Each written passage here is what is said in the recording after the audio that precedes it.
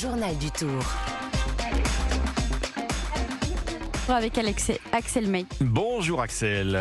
Bonjour. Le chiffre du jour, eh bien c'est le 10. Oui, comme le nombre de secondes qui sépare le maillot jaune Vingegaard de son dauphin Pogačar après 2 semaines de course seulement. 10 secondes. Hier encore, le vainqueur sortant du Tour et son adversaire slovène se sont neutralisés dans la montée de Saint-Gervais. Extrait sur Radio Tour. Attaque de Tadej Pogačar, réaction immédiate de Vingegaard dans la roue du Slovène. Nouvelle accélération de Pogačar qui essaye de distancer Vingegaard. Le Danois reste dans la roue du Slovène maintenant. Vingegaard qui parvient à devancer le maillot blanc et il passe la ligne ensemble.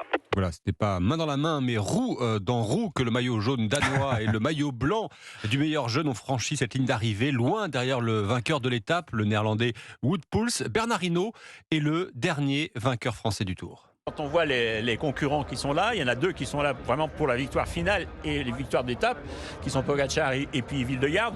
Je ne pense pas qu'il y ait un Français qui puisse jouer avec eux. Bon, et vous nous le confirmez Axel, c'est difficile pour les Français. Disons que David Gaudu, qui avait annoncé au début du Tour viser le podium final, est 9e, à 14 minutes du duo de tête, juste devant désormais Guillaume Martin. Mais hier, un Français est monté sur le podium de l'étape, Adrien Petit, désigné combatif du jour pour avoir rallié l'arrivée malgré la douleur et les séquelles de sa chute subie la veille. Il est au micro Europe 1 de Julien Or. C'est sûr que c'est une belle reconnaissance, ça fait plaisir. Après, comme je disais tout à l'heure, c'est dommage de tomber pour monter sur le podium. Mais bon, c'est vrai que c'est une belle reconnaissance. Alors notez que dans la formation belge où évolue Adrien Petit, l'un de ses coéquipiers, tombé 2 fois hier, l'Érythréen Binyam Girmay a été impliqué dans 2 chutes provoquées par des spectateurs. L'essoufflement du jour.